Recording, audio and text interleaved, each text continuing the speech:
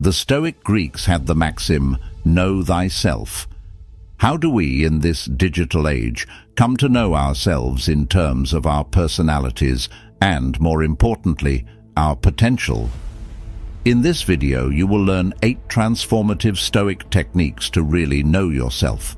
Embrace this opportunity to delve into the intricacies of your own mind and its limitless capabilities. If you are on a journey towards personal growth and deep self-discovery, stick with us until the end. Let our journey to a more self-aware you begin. 1. Watch yourself like you're watching a stranger. Have you ever wondered how differently we might act if we stepped outside ourselves and observed our actions and reactions as if we were someone else? This idea lies at the heart of a powerful Stoic technique, observing oneself with the detached curiosity of a stranger. We're often tangled in our web of emotions and biases, leading to a clouded view of who we are. Let's break it down. Imagine you're watching a movie where you are the main character. How would you critique the actions and choices of this character? This shift in perspective allows you to see yourself more objectively, helping you identify habits and reactions that might not align with who you want to be. This isn't about self-criticism, but about gaining clarity. When you watch a stranger, you don't have the emotional baggage that comes with self-observation. You see their actions, good or bad, for what they are. This is what we're aiming for, a clear, unbiased view of ourselves. The Stoics teach us to observe without judgment, like a scientist watching an experiment. When you feel anger rising, step back. Ask yourself, why am I angry? Watch your emotions as if they aren't yours. This practice brings a surprising clarity. Instead of being swept away by emotions, you start understanding their roots. It's not about suppressing feelings, but understanding them from a distance. This perspective is crucial in a world where emotions can be as fleeting as social media trends, yet as impactful as real-life decisions. This shift in perspective isn't easy, but it's powerful. Remember this Stoic wisdom by Seneca. We suffer more often in imagination than in reality. By observing yourself objectively, you reduce unnecessary suffering caused by misconceptions and overreactions, leading to a more peaceful and authentic life. 2. Accept yourself completely, the good, bad, and ugly. You know how, when you look in the mirror, you sometimes focus only on the flaws. It's easy to do that with our personalities too, fixating on our mistakes or the parts of us we don't like. This constant self-criticism creates an inner narrative that's far from kind. But here's the thing. True growth starts with accepting every part of yourself, the good, the bad, and yes, even the ugly. It's about acknowledging your whole self without denial or overemphasis on the negatives. Stoicism isn't about just seeing the bright side, it's about seeing the real side. It teaches us to embrace our entire being. When you accept yourself, flaws and all, you're not giving up on improvement. You're starting from a place of honesty, and with honesty comes the power to change. As Marcus Aurelius wisely said, accept the things to which fate binds you, and love the people with whom fate brings you together, but do so with all your heart. This acceptance is the foundation of real transformation. Try this. Write down your strengths and weaknesses. Don't shy away from the truths you're uncomfortable with. Now, look at this list, not as a judgment, but as a map. Your strengths are your tools, your weaknesses, areas for growth. Instead of beating yourself up over the ugly parts, ask yourself, how can I grow here? Self-acceptance doesn't mean stagnation.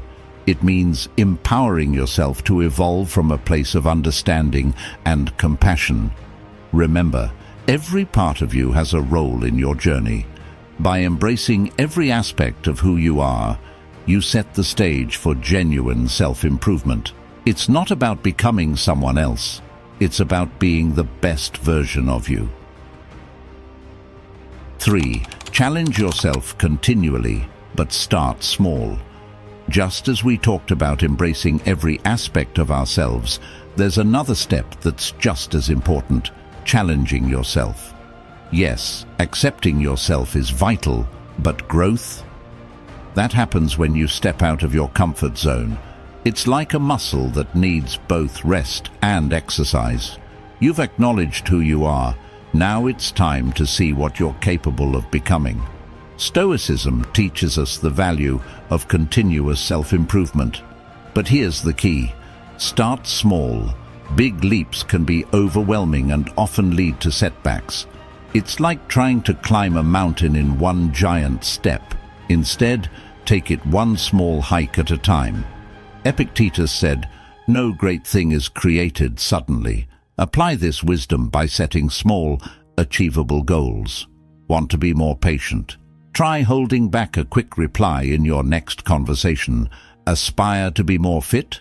Start with a short daily walk, not a marathon. Here's something you can do today. Identify one small thing you've been avoiding or wanting to improve. Make a plan to tackle it in the simplest, smallest way. If it's reading more, start with a page a night. If it's speaking more confidently, practice with a close friend or in front of a mirror. Celebrate these tiny victories. They may seem small, but they're the stepping stones to greater achievements. Your potential is like a dormant seed, waiting for the steady water of effort and the nourishment of persistence to grow into something extraordinary. Remember, every big journey starts with a small step.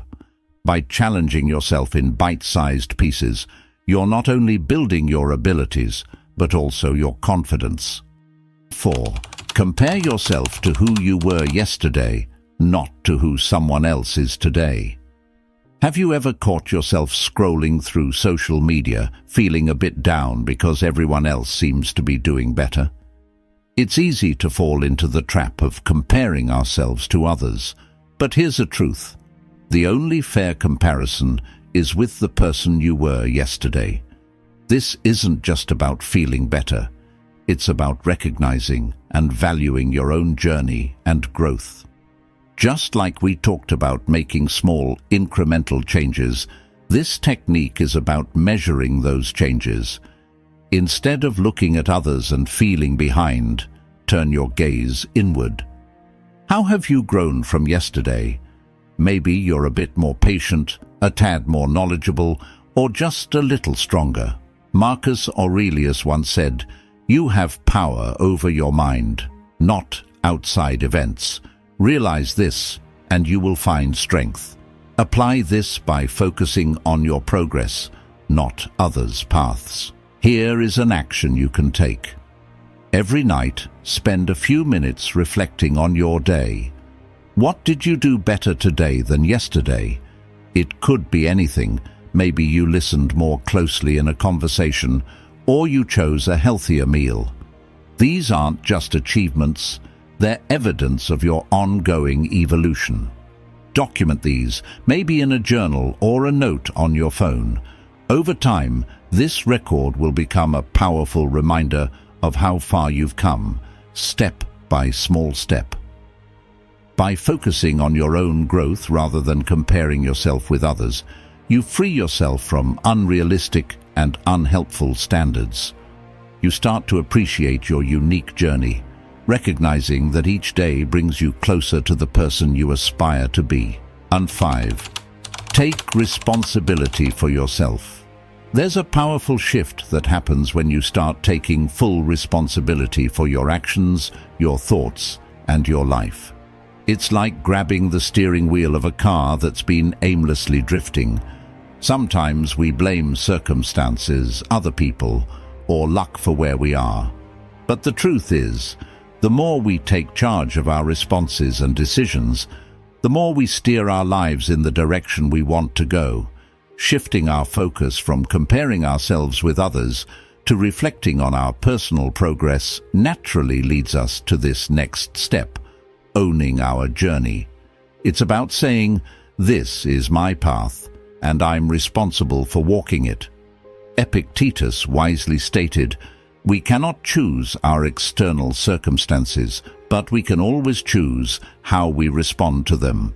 When you embrace this, you empower yourself to respond to life's challenges with maturity and wisdom. Start by identifying areas in your life where you've been placing blame elsewhere. It might be in your relationships or your personal goals.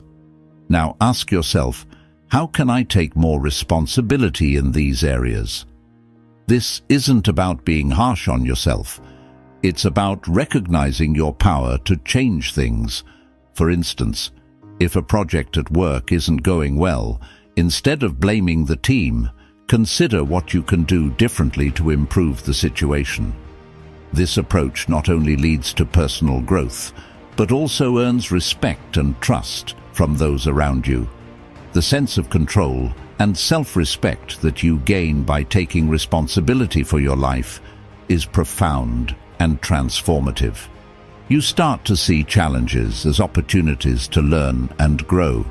The next technique builds on this, taking us deeper into the art of living a stoic life of self-discovery. 6. Choose your influence wisely. Every day, whether we realize it or not, we're influenced by the people, media, and environment around us. It's like the air we breathe, sometimes refreshing, other times polluted. These influences can shape our thoughts, actions, and ultimately, our lives. The problem arises when negative or toxic influences start steering us away from who we truly are or want to be. Recognizing and choosing these influences wisely is crucial for our growth and well-being. As we embrace taking responsibility for our lives, as discussed earlier, part of this empowerment is choosing who and what we allow to influence us.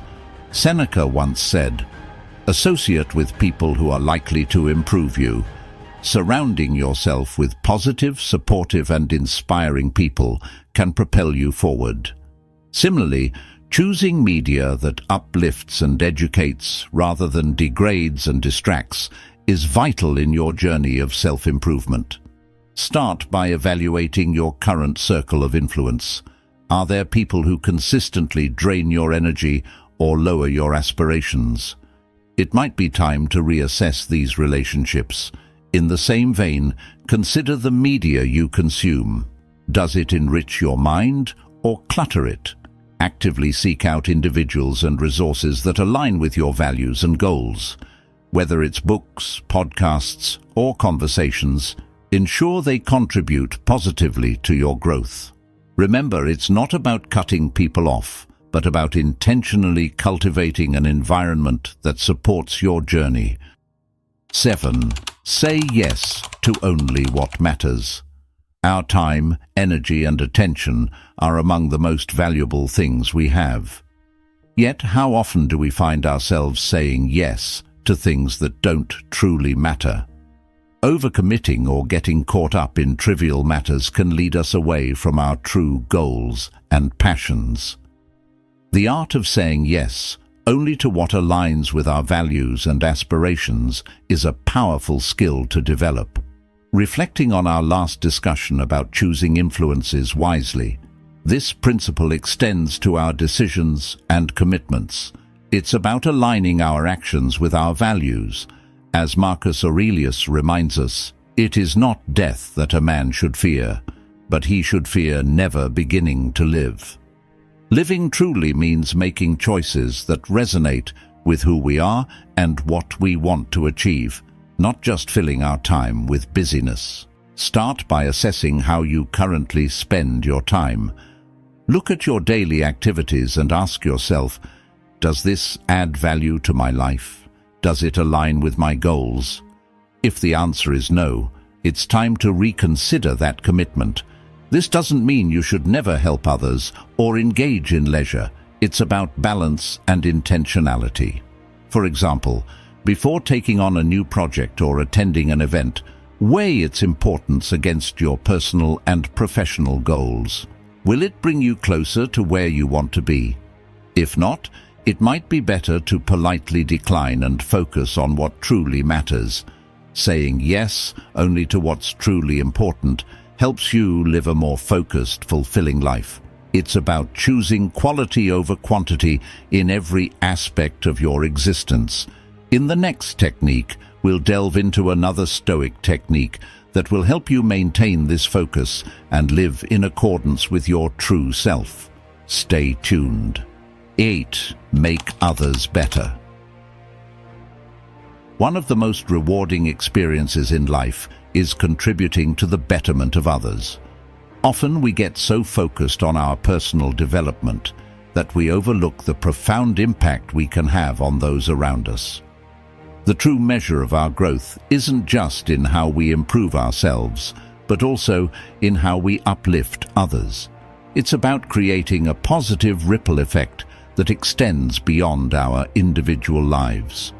As we've explored focusing on what truly matters, part of that includes the relationships we nurture and the influence we have on people. Seneca beautifully stated, "Wherever there is a human being, there is an opportunity for kindness." This is about extending the wisdom and strength we've gained to others. It's not just about self-improvement, it's about community improvement. Start by being a positive presence in the lives of those around you. It could be as simple as offering a listening ear, sharing insights from your own experiences, or encouraging someone who's facing challenges. You could volunteer your time, mentor someone, or just make it a point to spread kindness and understanding. Remember, it's not about grand gestures. Even small acts of support can have a significant impact. By helping others, we not only make their lives better, but we also reinforce our own growth and find a deeper sense of fulfillment. In this journey of self-discovery and Stoic practice, remember that your growth is a beacon that can light the way for others. Bonus tip: start a daily journaling habit. This is a bonus tip for those who've journeyed with us this far. Did you know that Marcus Aurelius, one of the most revered Stoic philosophers, essentially wrote a journal? His famous work, Meditations, was never meant for publication. It was his personal reflections, his way of practicing Stoicism every day. This highlights the power of journaling as a tool for self-discovery and personal growth. Each step we've explored, from observing ourselves objectively to making others better, can be deepened through journaling. It's a space where you can converse with yourself, ask questions, and reflect on your daily experiences. You don't need fancy notebooks or eloquent words. Just start with your thoughts and feelings, raw and unfiltered. As you write, you'll find clarity and insights that were previously hidden in the hustle of daily life. Remember what Seneca said, "True happiness is to enjoy the present without anxious dependence upon the future." Journaling brings you into that present, allowing you to appreciate your journey, learn from it, and plan your future with intention. Which of the Stoic techniques appeal to you the most? Drop your thoughts in the comments. Today's discussion is a small part of our larger journey of learning. If personal development and self-discovery excites you, signify in the comments by writing, "I'm in search of wisdom." Let's continue to explore and embrace the teachings of Stoic philosophy together.